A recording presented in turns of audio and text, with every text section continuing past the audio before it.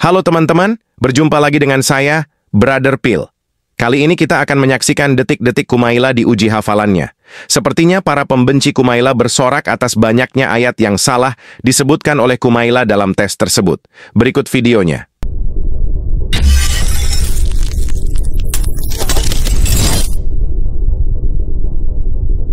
Betul. ويعبدون من دون الله ويعبدون من دون الله ما لا يضرهم ما لا يملك لهم ضرا ما لا يملك لهم رزقا. Benar. Ini tapi pinter milih soalnya pinter banget. Yang banyak kemiripan. Wa ya'buduna min dunillahi ma la yamliku lakum darra ma la yamliku lakum rizqa. Rizqan minas samawati wal ardh. Itu di ayat yang lain sama, betul. Di sini as-samawati wal ardh. Ya, ini banyak variannya. Tidak ya. Syai'an wa la yastati'un. وَيَعْبُدُونَ مِن دُونِ اللَّهِ مَا لَا يَمْلِكُ لَهُمْ رِزْقًا مِنَ السَّمَاوَاتِ وَالْأَرْضِ. Setelah kita saksikan penampilan dari Kumaila, ternyata beliau ini memang dulunya hafal Al-Quran. Ya, karena apa? Karena kita masih merasakan ya hafalannya itu, namun hafalannya itu tidaklah bagus, tidaklah mungkin dan tidak sempurna. Sehingga setiap ayat yang dibacakan selalu disuapi oleh penguji ini, oleh dari tim Kohani ini. Jadi apa yang dia bacakan itu tidaklah sempurna, dan kita berani mengatakan bahwa Kumaila bukanlah seorang hafiz atau hafizah. Kalau menurut tim penguji, Kumaila masih dikatakan sebagai seorang hafizah. Karena hafiz itu artinya adalah memelihara. Sementara Kumaila tidak mampu memelihara hafalannya. Bukan hanya sekedar hafalan, tetapi mampu memelihara nilai-nilai yang terkandung dalam Al-Quran. Mampu mempertahankan keyakinan dan apa-apa yang terkandung dalam Al-Quran. Dan itu tidak dimiliki oleh Kumaila. Lahum maghfiratu wa rizqun karim. والذين سعوا في آياتنا معاجزين أولئك أصحاب الجحيم. Bagus, hebat. Nah, kita lihat di sini, ini baru pertanyaan pertama ya. Beliau ini memang sengaja menanyakan yang agak sulit, ayat-ayat yang sama ya. Banyak dalam Al-Quran itu, dalam surat Al-Baqarah, dalam surat Ali Imran, ataupun dalam surat-surat yang lain itu yang sama, cuman bukan sama semua, sama beberapa bacaan gitu. Misalkan sama dalam satu wa idh najjaynakum min ali fir'auna yasumunakum, terus wa idh anjaynakum anjaynakum, itu hampir sama, cuman ke belakang itu juga hampir sama, cuman beda nantinya, ada satu bacaan gitu beda. Jadi ini mempersulit untuk mengingat, begitu ceritanya. Artinya bukan Mbak Kumaila ini tidak hafiz ya secara ini hafiz beneran ya, cuman karena sudah lama nggak murojaah, nggak diulang-ulang, nggak dibaca ulang-ulang, maka hilang hafalannya. Apalagi pemikirannya Mbak Kumaila ini, penghafal Quran itu katanya tidak penting, sangat ini ya, kontroversi lah kita sebut.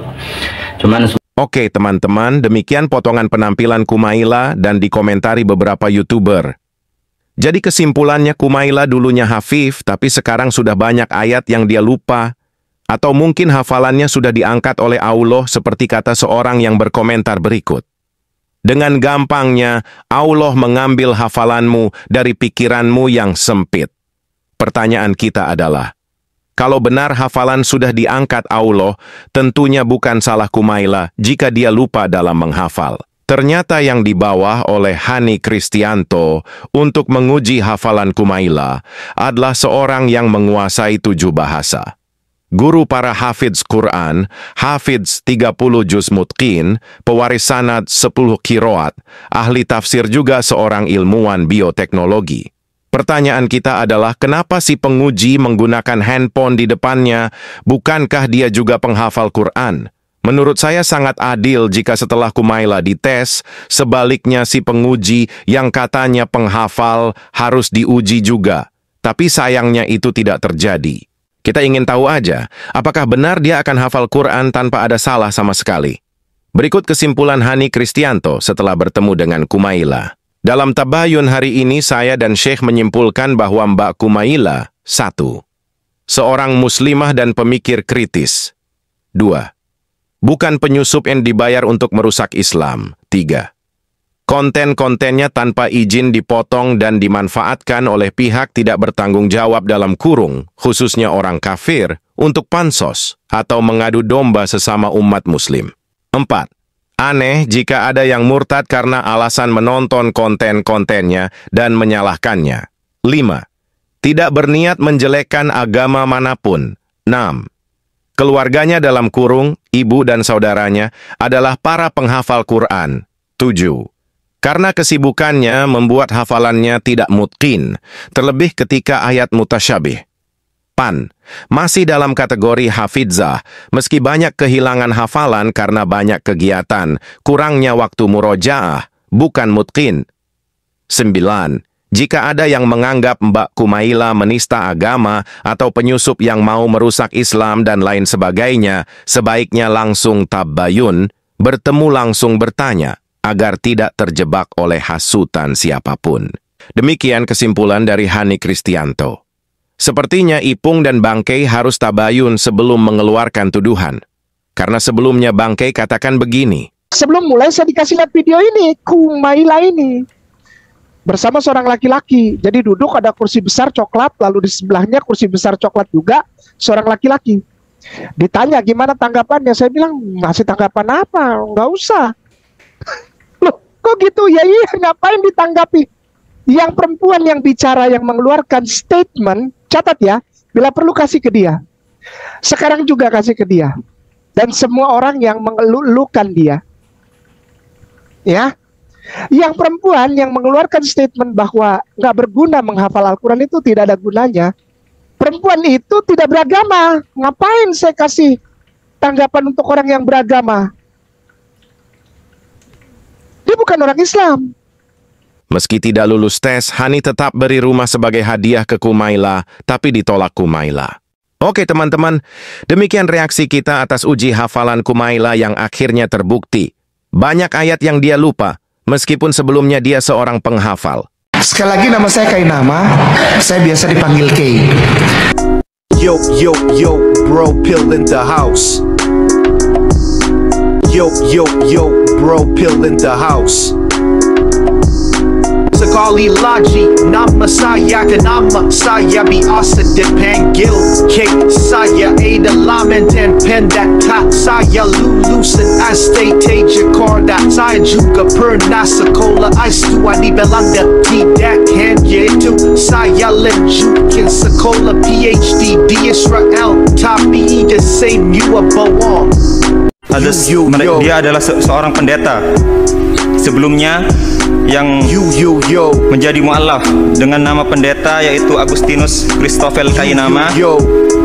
Kemudian ketika beliau berganti agama menjadi Islam, menjadi seorang mu'alaf, beliau mengganti namanya menjadi Ahmad Kainama. Beliau adalah seorang pendeta yang berpendidikan tinggi, yang bersekolah di S1 di Sekolah Tinggi Teologi Jakarta. Kemudian beliau melanjutkan S2-nya di Leiden University, Belanda. Kemudian tak sampai di situ, beliau terus meneruskan pendidikannya di S3 di Tanakh Biblical Studies, Haifa, Israel, dengan mengambil bidang minat Holy Scriptical Biblical. Sekali lagi nama saya biasa dipanggil Kay. Saya adalah mantan pendeta. Saya lulusan STT Jakarta. Saya juga pernah sekolah S2 di Belanda. Tidak hanya itu, saya lanjutkan sekolah PhD di Israel. Tapi the same you are bohong.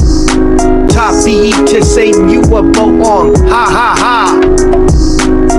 Aku bukan mantan pendeta, tidak pernah sekolah keluar, aku tidak pernah sekolah teologi, tidak pernah tahu apa-apa.